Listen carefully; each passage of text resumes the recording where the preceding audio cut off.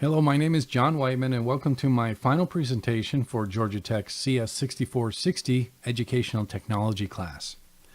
So what did I do this summer? I worked on a project called the Contextually Correct Scattered Substitution Framework, or more affectionately known as CoCoScatS. So what is CoCoScatS? Well, it's a semi-automated framework that handles content selection for people who are involved in foreign language learning, such as teachers or students. What makes this unique, though, is the outputted content, and it's focused mostly on what is known as scattered substitution, where correct context is more important than correct grammar. Here's an example. L1 is your native language, and L2 is the language under study. If we look at L1, which is English, it's about a student who studies every day, reads books, and learns foreign languages. All of the words pretty much are cohesive in terms of what you would expect to see regarding education. L2, in this case is Indonesian, is a complete translation of L1. Now, if we look at L1 and L2, the third sentence, the combination, this is where the scattered substitution takes place. And we see that L1 remains mostly intact, but we do have some scattering Indonesian. And even if you've never seen the L2 language before, since L1 is mostly intact, you still get the context. And in the way the brain works, it does a pretty good job of filling in the blanks for those words that you don't even know. So the original idea of my project was to do this on the fly, say via a browser plugin, where as the words are coming in, I would randomly pick translations and then students can learn. But that's not a good idea. There are words, of course, that are spelled the same and have different meanings. The same with expressions and idioms. It's not a good idea to do this kind of work in an automated way without first considering using a tool such as CoCoScatS. I'm going to provide 3 demonstrations, so I'm not going to go over this in great detail, but I did want to show you that there is a workflow that starts from the left and goes to the right. There's an input bucket, an analyzer bucket, a translator bucket, and finally an output bucket. The framework is supported with a back-end database, and it supports 2 modes of operation, a command line interface, as well as a web application. This is an open source project, and I highly encourage anyone to participate. If anything, support it, watch it, ask questions, use it. There's so much work to be done on here, especially if you're interested in interactive technologies, particularly in the area of language. You're going to see from the demos the potential that this project has. So let's begin. All right, let's start with the first demo. It's a very simple one. We're going to input a text file, and the content here may look a bit familiar. I got it from Dr. Joyner's description of our website, just copied it here and saved it locally. But before we run the tool, I want to describe a little bit about the configuration file. As you may remember during the presentation, the configuration file contains descriptions of the plugins, the parameters that they use, but more importantly, it also describes a workflow. And in this case, we're going to have text input here, and then in the analyzer phase, we're going to run NLTK. In the translator phase, we're going to run Microsoft's Azure Cloud Translation Services. And the output, well, it'll output it as an HTML file. There's also an optional demo, which can take this output file and send it to an application, assuming the application knows what it's doing. So let's go ahead and run it just to let you know that this tool runs in 2 modes, one in command line mode and the other one in web mode. We're running in command line mode right now, and I put checkpoints along the way so we can look at the content before the next stage. So this is the first stage, the input stage, and we can do things here like change things and add new things if we want. We can save it, and we can move to the next stage, the analyzer. Now NLTK will go in and essentially tokenize the words. It will tag them, their parts of speech, and also it'll keep track of their frequency. So you can tell that the most common words are at the top and it descends accordingly. But this also is a place where we can change words or take them out. We don't want to add new words, but we can take things out that we don't think are correct or words that are wrong and make modifications accordingly. We go to the next phase, which is going to be the Azure services from Microsoft off the cloud, and it was pretty quick, as you can see. But the words that we excluded are no longer there, and now a new column was added, and that is the L2 translation there. You'll see there's a field called rejected.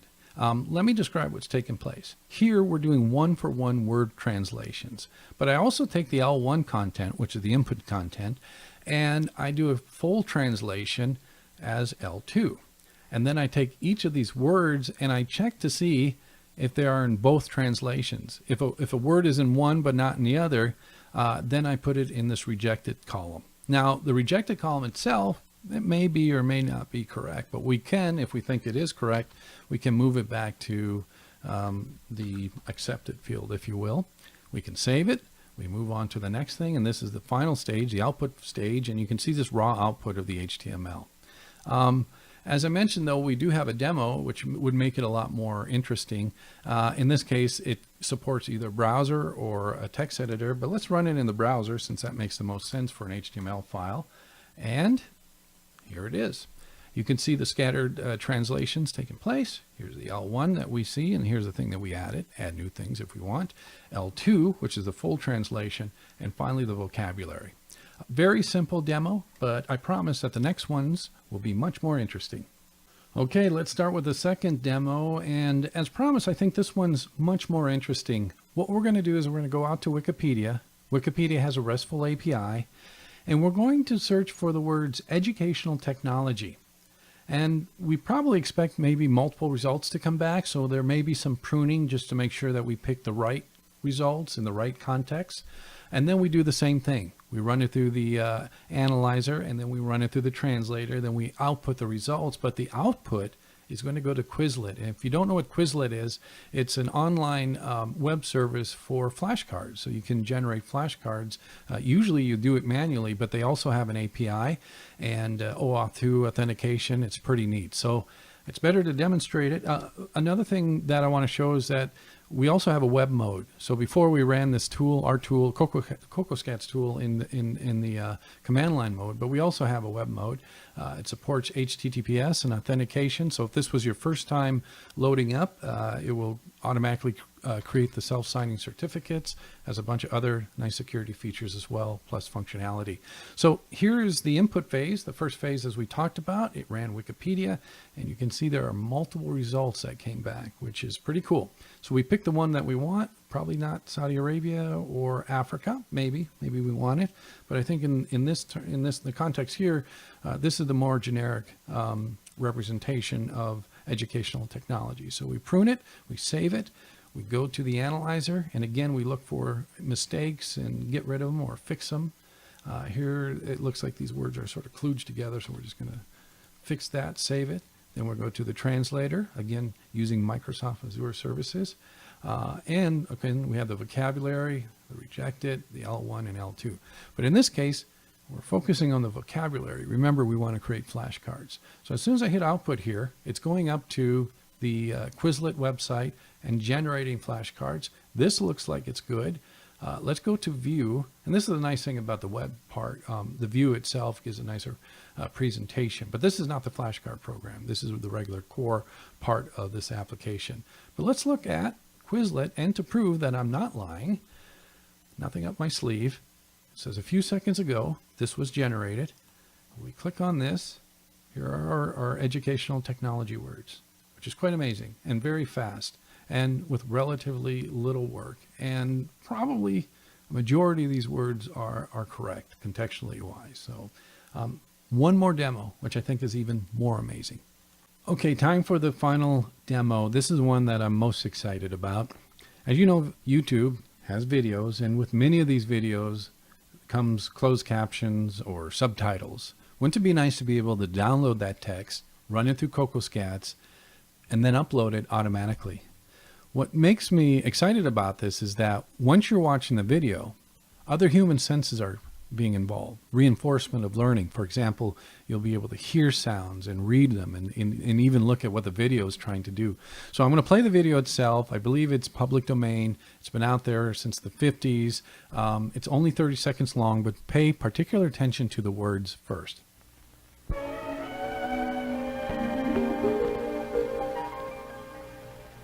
Did you ever walk through the hall at school when the other children were in their rooms? Did you ever listen to the sounds that come from the rooms? Some rooms sound like this. What's happening inside? It looks as if everyone is busy at work. But it's so noisy. What makes the room so noisy? Okay, now let's run through CoCoScatS just like before. Already we downloaded the file. This is an SRT. Well, it was an SRT formatted file, but I stripped out a lot of the details. We'll see what the final product looks like.